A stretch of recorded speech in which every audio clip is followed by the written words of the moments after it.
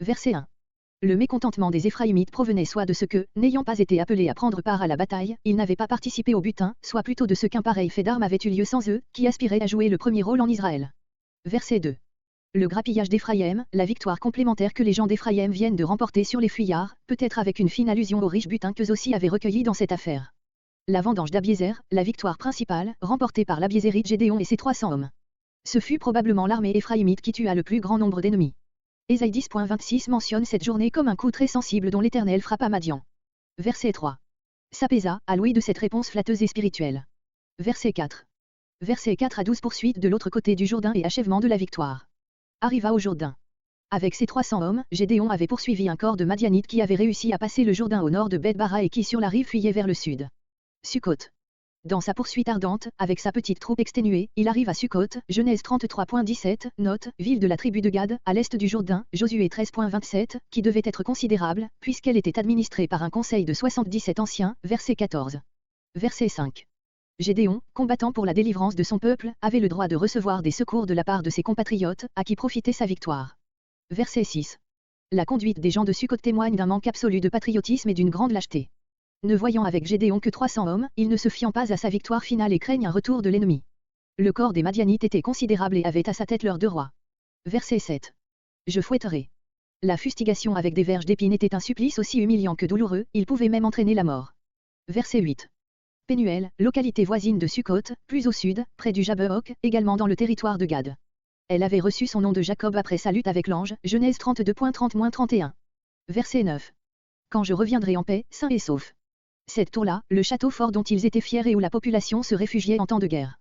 Verset 10. Karkor, localité inconnue. On a retrouvé à quelques lieues au nord-ouest de Rabat-Amon des ruines du nom de Karkagesh. Verset 11. Le chemin de ceux qui habitent sous des tentes, le chemin par lequel les caravanes montent du Jourdain sur le plateau de Galad.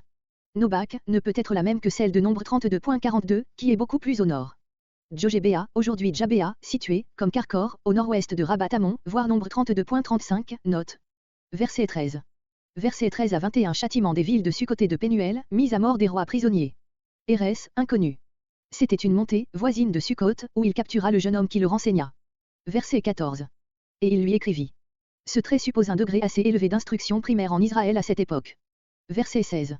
Verset entre 16 et 17. Châtiment mérité, ces Israélites venaient d'agir indignement envers leurs propres compatriotes et à la lâcheté avaient joint la moquerie. Verset 18. Verset 18 à 21 mort des 2 rois madianites. Tués au Tabor, la scène ici rappelée s'était passée pendant les 7 ans de la domination madianite. Gédéon agit comme vengeur du sang, Nombre 35.19. Verset 19. Fils de ma mère. Cette expression, dans les pays où règne la polygamie, indique un lien plus étroit encore que celui de frères. On remarque dans ce dialogue à la fois la modération calme et la justice de Gédéon et le sang-froid plein de dignité des 2 rois en face de la mort. Verset 20. Ordonner à son jeune fils de frapper à mort les meurtriers de ses oncles, c'était lui conférer un honneur et en même temps infliger une humiliation aux 2 rois. Verset 21. Tel qu'est l'homme, telle est sa force, c'est-à-dire, un enfant n'a qu'une force d'enfant, il faut un homme fait, comme toi, pour faire acte d'homme fait. Les croissants, plus exactement les ronds, les lunes. Nous retrouvons ce mot, dans Ésaïe 3.18, où il est appliqué à des ornements portés par des hommes ou des femmes. On verra plus tard, verset 26, le but de ce détail. Verset 22. Verset 22 à 32 dernier acte des morts de Gédéon. Les hommes d'Israël, en particulier les tribus du Nord, qui avaient le plus souffert de l'oppression madianite. Toi et ton fils. Il s'agit d'une royauté héréditaire. Verset 23. Verset entre 23 et 24. Gédéon refuse par fidélité à l'Éternel, conformément à la vraie constitution israélite qui ne reconnaissait comme roi sur Israël que Dieu lui-même. Sur la relation de ce refus avec la loi du Deutéronome, voir la note sur la royauté, fin du chapitre 17 de Deutéronome. Mais, tout en résistant à la tentation de devenir roi, Gédéon ne peut s'empêcher de chercher à conserver quelque chose de la position supérieure à laquelle l'ont élevé ses victoires et il trouve cette compensation dans le domaine religieux. Nous venons de voir qu'il n'entretenait pas les meilleurs rapports avec la tribu d'Éphraïm, or c'était au sein de cette tribu, à Silo, que résidait alors le sanctuaire, centre religieux du peuple. Gédéon demande donc à l'armée qui rentrait, la guerre terminée, de lui céder une certaine partie du butin, les ornements d'or qui avaient été pris sur les Ismaélites, ce nom désigne ici, comme souvent tous les peuples du désert. Quant aux vêtements somptueux et aux ornements des 2 rois vaincus, ils lui appartenaient naturellement, voir Juge 5.30, note.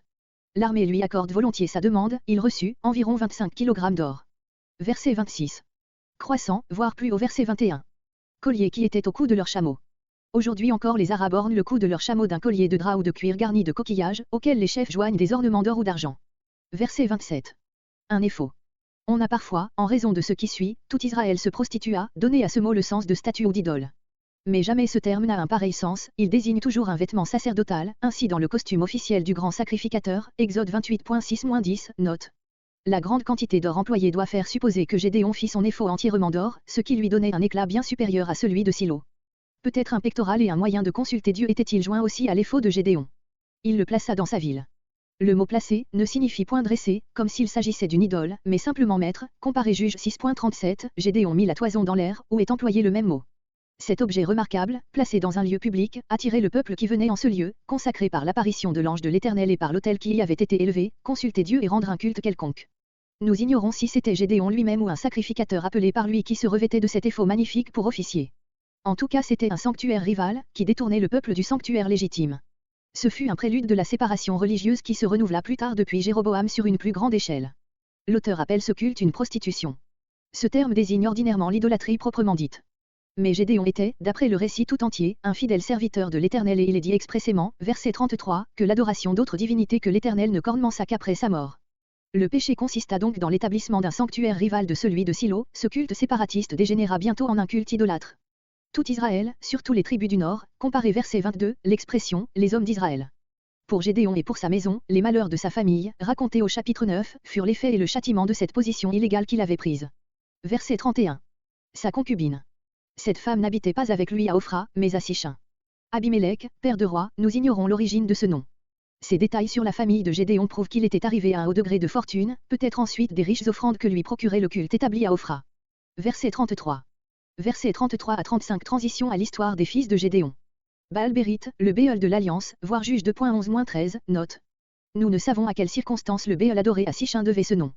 Était-ce, comme le Zeus Orchios des Grecs, la divinité qu'eût invoquait les Cananéens de la contrée dans les traités d'alliance qu'ils concluaient entre eux ou avec des voisins, comme les villes phéniciennes.